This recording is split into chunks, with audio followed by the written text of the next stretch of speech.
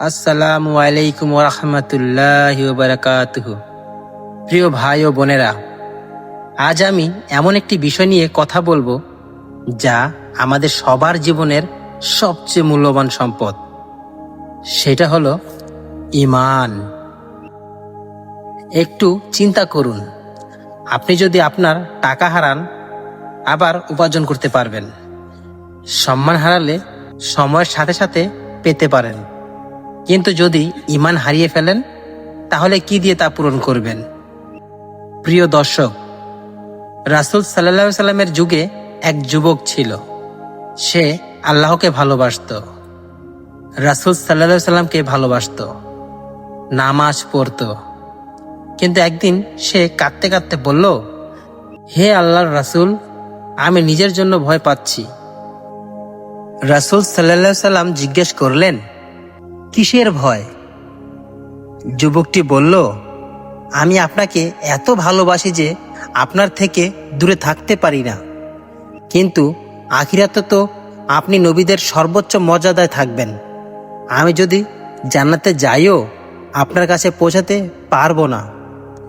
এই চিন্তায় আমার হৃদয় ভেঙে যায়। এই কথাগুলো যুবক বলতেছিল আর তার চোখে পানি ছিল, কিন্তু তার ভয় ছিল না এই দুনিয়া হারানোর, তার ভয় ছিল ঈমান হারানোর, আল্লাহ ও তার রাসূল সাল্লাল্লাহু আলাইহি সাল্লাম থেকে দূরত্ব হয়ে যাওয়ার। এরপর আল্লাহ তাআলা তখনই আয়াত নাজিল করলেন। তিনি বললেন, যারা আমার আনুগত্য ও আমার রাসূলের সুন্নাহ মেনে চলবে তারা নবীর সত্যবাদী শহীদ ও নেককারদের সাথে থাকবেন।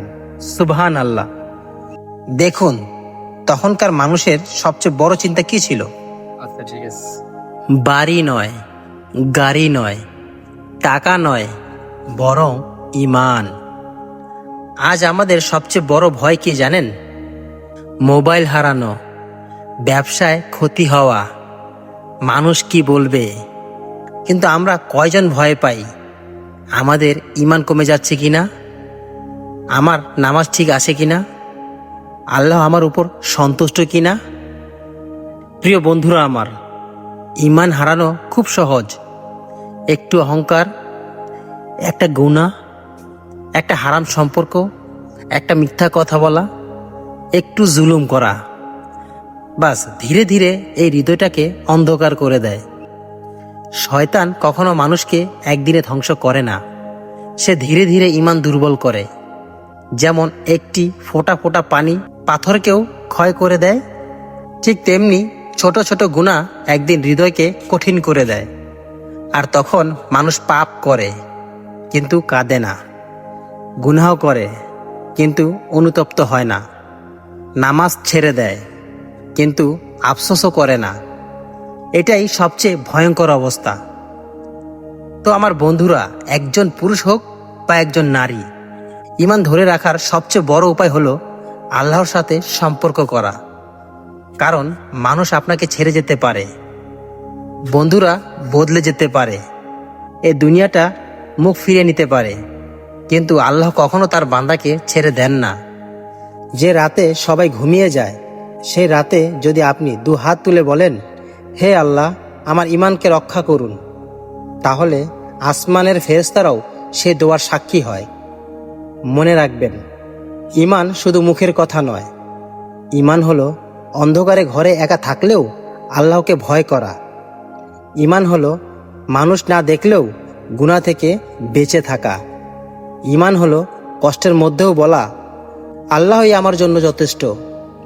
প্রিয় দর্শক, একদিন আমরা সবাই চলে যাব।